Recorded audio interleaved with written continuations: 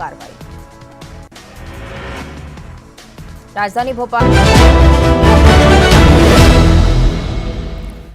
नमस्कार। देश के आम बजट को लेकर लगातार चर्चा न्यूज 18 कर रहा है। एक बार फिर से आपका स्वागत है इस चर्चा में और लगातार इस बारे में हम आपको जानकारी दे रहे हैं कि वित्त मंत्री निर्मला सीतारमण राष्ट्रपति महोदया के पास पहुंच चुकी हैं। उनकी तरफ से औपचारिक अनुमति के बाद कैबिनेट की बैठक होगी और कैबिनेट की बैठक के बाद बजट भाषण का समय आएगा, जब वित्त मंत्री निर्मला सीतारमण बजट पेश करेंगी। मोदी सरकार के दूसरे कार्यकाल का पूर्णकालिक बजट और वित्त मंत्री निर्मला सीतारमण का 5वां बजट होने जा रहा है। तो पहली प्रति राष्ट्रपति महोदया को भेंट करने के बाद कैबिनेट की बैठक और पीएम मोदी की अध्यक्षता में बैठक, उसके बाद वो वक्त आएगा जब निर्मला सीतारमण अपना 5वां बजट पेश करेंगी।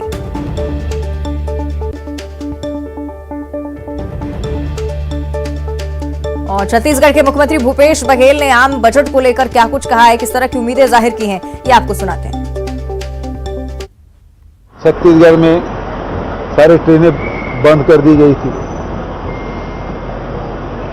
और नए ट्रेन जगदलपुर के लिए हो, वो लोगों की डिमांड है। आंदोलन भी हुए और उसी प्रकार से हमारे सरगुजा साइड भी ट्रेनें की डिमांड है, उसे वो हो जाए। वैसे भी रेल बजट तो बंद हो गया है, तो अलग से कोई चर्चा तो होती नहीं, न डिमांड होती और लगातार ट्रेनें रद्द भी हो रही है, रेलवे स्टेशन भी रहे हैं। अब तो शायद कोई खरीदने वाला अभी कुछ दिन तक थम ही जाएगा, लेकिन जो नगर नार जैसे स्टील प्लांट है वो न बिके। हम लोगों को विधानसभा में पारित भी किया कि इसे हमको दे दे, राज्य सरकार को दे दे, हम लोग चलाएं। तो यही बातें हैं छत्तीसगढ़ के लिए। जो डिमांड हम लोगों ने की कि हमारी जो कोयला के रॉयल्टी का पैसा है, हमारी जीएसटी का पैसा है, सेंट्रल एक्साइज का पैसा है, वो हमको दे दे।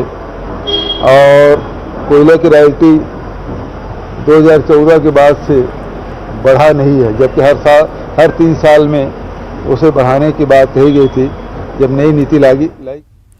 तो आपने सुना किस तरह से छत्तीसगढ़ के मुख्यमंत्री इस ओर इशारा कर रहे थे कि कई सारी उम्मीदें उनको बनी हुई हैं इस बजट से। सीधे दिल्ली का हम रुख करेंगे। सहयोगी सुशील पांडे हमारे साथ लाइव जुड़ रहे हैं। सुशील, उन तस्वीरों का इंतजार किया जा रहा है जब वित्त मंत्री निर्मला सीतारमण यहाँ पर बजट भाषण का आगाज करे। फिलहाल क्या कुछ स्थिति, क्या राष्ट्रपति से मुहर लग चुकी है इस बजट पर? जी देखिए अवंतिका, जो फिलहाल एक परंपरा है, उस परंपरा के मुताबिक वित्त मंत्रालय की तरफ से वित्त मंत्री जो हैं उन्होंने मुलाकात की है। एक औपचारिक मुलाकात होती है जहां पर वो अपने बजट की एक प्रति उनको सौंपती हैं, उनसे इजाज़त लेती हैं बजट पेश करने के लिए। उसके बाद जैसा आप अभी बता भी रही थी कि कैबिनेट की एक बैठक होती है, जो एक औपचारिक बैठक है जहां पर ये चर्चा की जाती है और उसके बाद वित्त मंत्री के द्वारा बजट का अभिभाषण शुरू किया जाता है। सबसे महत्वपूर्ण बात इस मामले में केंद्र सरकार के लिए ये बजट बहुत महत्वपूर्ण है, क्योंकि मोदी सरकार के इस कार्यकाल का ये आखिरी पूर्णकालिक बजट माना जाता है, जिसमें 9 राज्यों के चुनाव को भी ध्यान में रखते हुए ये बजट आज पेश किया जाएगा। जिसमें अगर तमाम सेक्टर्स की बात करें अवंतिका, जिसमें एविएशन यानी कि एयरलाइंस के विस्तारीकरण, रोडों के विस्तारीकरण को लेकर भी एक बड़ा परिवेश, एक बड़ा कमावेश बनाया गया है। आम आदमी या हमारे या आपके लिए ये बजट बहुत महत्वपूर्ण होने वाला है, क्योंकि इस बार सरकार पिछले कई बजट में जो टैक्स स्लैब है उस पर किसी भी प्रकार से कोई परिवर्तन नहीं किया है। तो ये माना जा रहा है कि इस बार सरकार इस टैक्स स्लैब में भी परिवर्तन करेगी। जो 1.5 लाख से 2.5 लाख था उसको लगभग 5 लाख करने पर विचार कर सकती है सरकार। लेकिन इस बार जो फिलहाल अमृत महोत्सव मनाया जा रहा है, यानी कि अमृत काल को लेकर एक सुदृढ़ भारत और एक सहिष्णु भारत को लेकर, विकास की अर्थव्यवस्था को लेकर भारत सरकार किस तरह आगे बढ़ेगी, ये थोड़ी देर में जब वित्त मंत्रालय के द्वारा निर्मला सीतारमण की जो पोटली है वो खुलेगी तो देखना होगा कि स्टील इंडस्ट्री, एविएशन, विस्तारीकरण, रेलवे, इन तमाम लोगों को फिलहाल क्या कुछ मिलता है। लेकिन आम जनता को जो फिलहाल अभी आवश्यकता है वो टैक्स स्लैब है, उसमें कितनी राहत सरकार देती है ये देखने वाली बात होगी। इस बार महिला सशक्तिकरण को लेकर एक जो एंटरप्रेन्योरशिप है उसको लेकर सरकार कहीं ना कहीं आगे बढ़ेगी।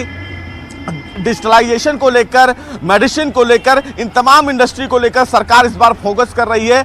2018 में उत्तर प्रदेश सरकार के द्वारा जो फिलहाल वन डिस्ट्रिक्ट वन प्रोडक्ट यानी कि लोकल फॉर वोकल को इस बार ज्यादा से ज्यादा बजट में जगह मिल सकती है, क्योंकि सरकार के द्वारा ये बताया गया है कि किस तरह हर एक डिस्ट्रिक्ट में, चाहे वो मध्य प्रदेश की बात करें या छत्तीसगढ़ की बात करें, जहां पर आदिवासियों के द्वारा उनके इलाके में जो फिलहाल वहां का प्रोडक्ट है, उनके उद्यमियों को किस तरह से सरकार से जोड़ा जाए या उनको बाजार से किस तरह जोड़ा जाए, उसको लेकर सरकार ने इस बार बहुत ज्यादा अच्छा काम किया है। और ये माना जा रहा है कि इस बजट में एक अच्छी बिल्कुल सुशील, माफ कीजिएगा, आपको रोकना चाहूंगी क्योंकि तमाम महत्वपूर्ण पहलू जिनका आप जिक्र कर रहे हैं, और इस बीच छत्तीसगढ़ के मुख्यमंत्री इस बजट को लेकर क्या कुछ उम्मीद जाहिर कर रहे हैं, एक बार फिर से हम सुनाते हैं जनता को। छत्तीसगढ़ में सारी ट्रेनें बंद कर दी गई थी और नए ट्रेन जगदलपुर के लिए हो, वो लोगों की डिमांड है, आंदोलन भी हुए। और उसी प्रकार से हमारे सरगुजा साइड भी ट्रेनें की डिमांड है, उसे वो हो जाए। वैसे भी रेल बजट तो बंद हो गया है, तो अलग से कोई चर्चा तो होती नहीं, न डिमांड होती, और लगातार ट्रेनें रद्द भी हो रही है, रेलवे स्टेशन भी रहे हैं। अब तो शायद कोई खरीदने वाला अभी कुछ दिन तक थम ही जाएगा, लेकिन जो नगरनार जैसी स्टील प्लांट है वो न बिके। हम लोगों को विधानसभा में पारित भी किया कि इसे हमको दे दे, राज्य सरकार को दे दे, हम लोग चलाएं। तो यही बातें हैं छत्तीसगढ़ के लिए। जो डिमांड हम लोगों ने की कि हमारी जो कोयला के रॉयल्टी का पैसा है, हमारी जीएसटी का पैसा है, सेंट्रल एक्साइज का पैसा है, वो हमको दे दे। और कोयला की रॉयल्टी 2014 के बाद से बढ़ा नहीं है, जबकि हर 3 साल में उसे बढ़ाने की बात कही गई थी जब नई नीति लाई गई थी, और उसके बाद से आज तक कोयले के रेट में कोई इजाफा नहीं हुआ। तो आपने सुना, मुख्यमंत्री भूपेश बघेल की तरफ से कहा गया कि कई सारी उम्मीदें जनता को हैं। युगल, आपसे हम इस पर चर्चा करेंगे क्योंकि मुख्यमंत्री साफ तौर पर कह रहे हैं कि ट्रेनों के परिचालन का सबसे बड़ा मुद्दा है, जिस पर कुछ ना कुछ सहयोग केंद्र सरकार को करना चाहिए। युगल जी बिल्कुल, देखिए ट्रेन यहाँ सबसे बड़ी अव्यवस्थाओं का आलम है, और हमारे बीच जो लोग हैं हम उन्हीं से ही बात करते हैं। इसको नहीं बताएंगे बजट को लेकर के क्या उम्मीदें हैं आपको? बजट को लेकर के हमारी ये उम्मीद है कि जो ट्रेनें लेट सेट चल रही हैं या कई सारी ट्रेनें रद्द हैं वो दोबारा शुरू हों, और कई सारी ट्रेनें लेट सेट चल रही हैं उनको समय पर चलाया जाए। बाकी महंगाई को लेकर क्या कहें?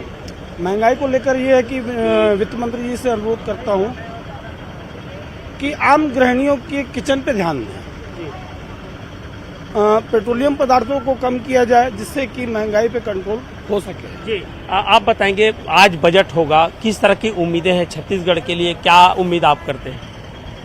बजट में क्या बोल सकते हैं सर, आप देखते हैं आने वाले समय में। बाकी महंगाई का स्तर बहुत ज़्यादा बढ़ा हुआ है जी, थोड़ा कम हो जाए, घरेलू बजट में थोड़ा सा राहत मिले, वही जी। आप क्या कहेंगे रोजगार को लेकर के, या फिर किस तरह से बजट होना चाहिए हमारा जो आज का बजट होगा? बहुत सुहाना बजट होना चाहिए। वित्त मंत्री से यही प्रार्थना है कि सबके ध्यान में रखते अच्छे से बजट पेश किया जाए, जिसे आम गृहिणियों को, बाकी सबको इसका लाभ प्राप्त हो।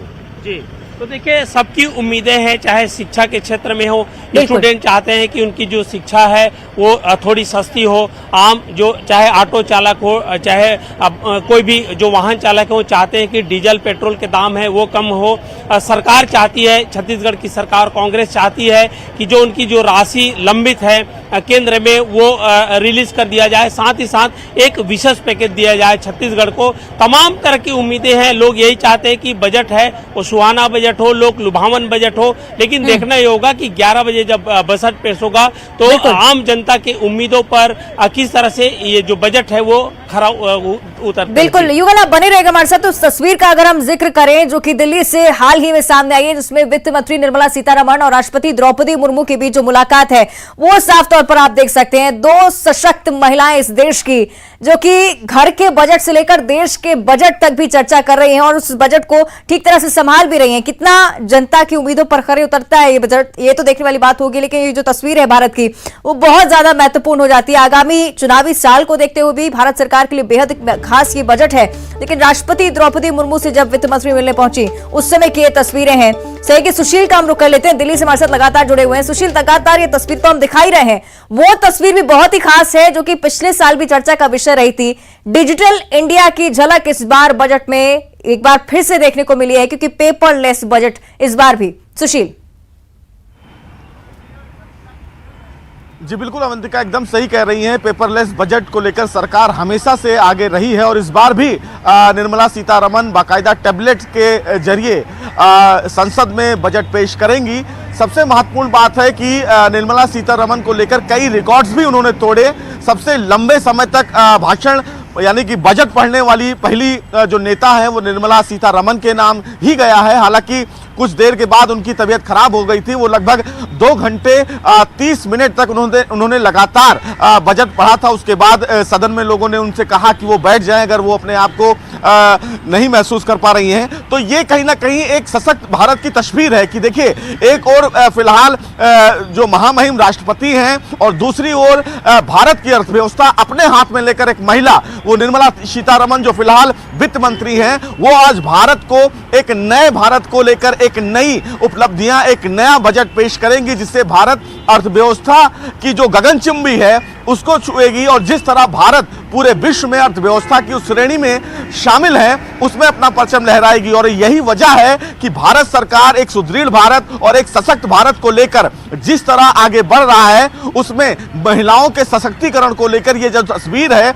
ये बहुत कुछ बयां करती है। और वजह यही है कि सरकार इस बार महिला सशक्तिकरण को लेकर बहुत तेजी से आगे बढ़ रही है, जिसमें कहीं ना कहीं महिलाओं के द्वारा बनाए गए उन तमाम प्रोडक्ट्स को लेकर, चाहे वो कहीं भी किसी भी राज्य से, अगर एक अगरबत्ती से लेकर अगर बात की जाए जो फिलहाल लोकल फॉर ओकल के आयात की प्रक्रिया को भी कई मिनिस्ट्री से इस बार अप्रूवल लिया गया है और मिनिस्ट्री के द्वारा बाकायदा एक लिस्ट दी गई है कि किन राज्यों के किन जिलों में उद्यमियों को फिलहाल सरकार फायदा पहुंचाए। और ये भारत कई सारी मुहिम जो कि केंद्र सरकार की तरफ से चलाई गई, कितना लाभ इसका मिला और आगे जाकर सरकार की क्या रणनीति है, इस पर भी आज बजट में चर्चा होगी, इसका भी जिक्र होगा, हम यही उम्मीद रखते हैं। सहयोगी प्रतीक का हम रुख करेंगे, जबलपुर से हमारे साथ लगातार रिपोर्ट कर रहे हैं। जबलपुर में प्रतीक, हमने देखा अलग अलग सेक्टर्स के लोग अलग अलग उम्मीदों पर कायम थे, लेकिन उस तस्वीर का भी हम जिक्र कर रहे हैं जिसमें वित्त मंत्री निर्मला सीतारमण और राष्ट्रपति द्रौपदी मुर्मू एक साथ समझ में आ रही हैं, नजर आती हैं। और कहीं ना कहीं तस्वीर उन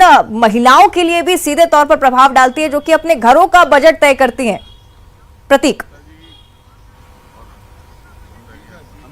जी हाँ, देखिए, चूंकि वित्त मंत्री एक महिला है तो उम्मीद की जा रही है कि महिलाओं के लिए भी रसोई तक जो है बजट ऐसा किफायती पहुंचे कि रसोई तक राहत हो। बहरहाल कुछ और लोग जो बचे हुए थे उनसे हम चर्चा यहाँ पर बेशक करेंगे। सर, आपका व्यू क्या है सेंट्रल बजट से शॉर्ट में?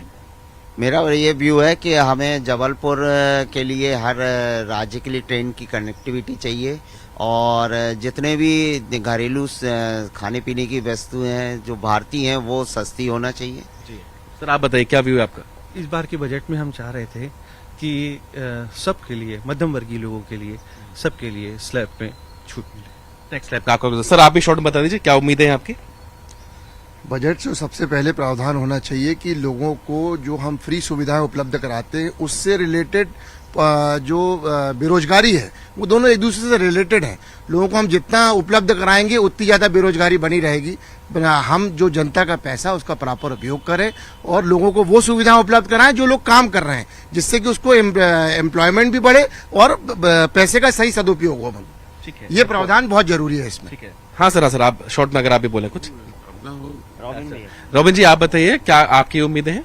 बस बजट से हमको जबलपुर के लिए काफी उम्मीदें हैं कि जबलपुर में एक टूरिज्म हब बन जाए, यहाँ रोजगार के अवसर काफी मिलेंगे, इससे जबलपुर का एक विकास होगा। और मेट्रो की उम्मीद रखते हैं कि भविष्य में मेट्रो के लिए हमें मिले जी।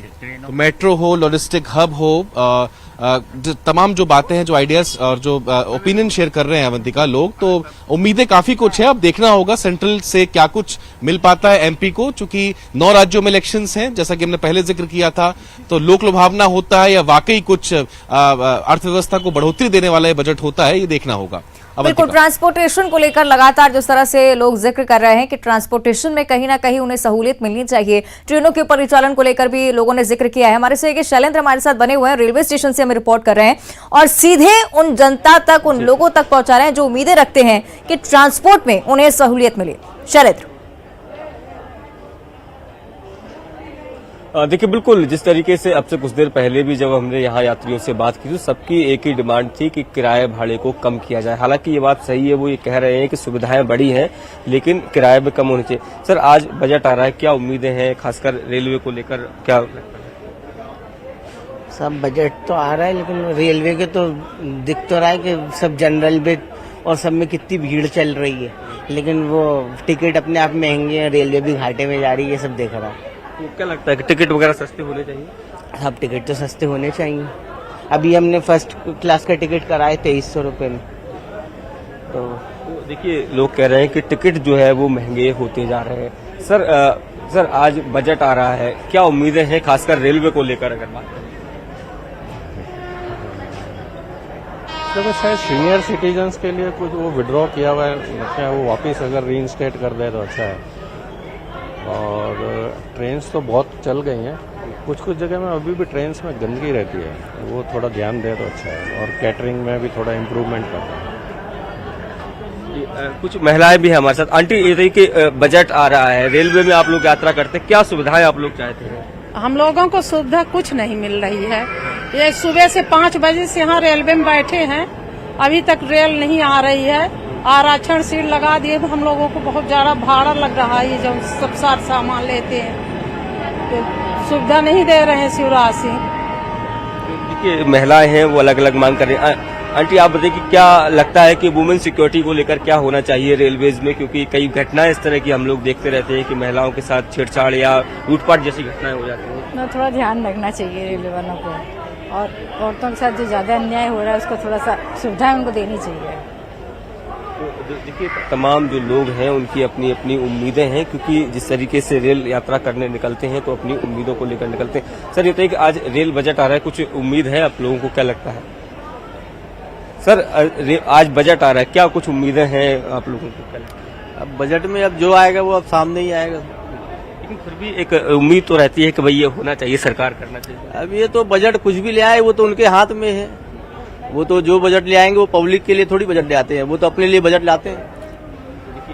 कुछ लोग हैं जो नाराजगी भी। अंकल, आज बजट आ रहा है, क्या उम्मीदें हैं? टैक्स में फायदा होना चाहिए, इनकम टैक्स में फायदा होना चाहिए।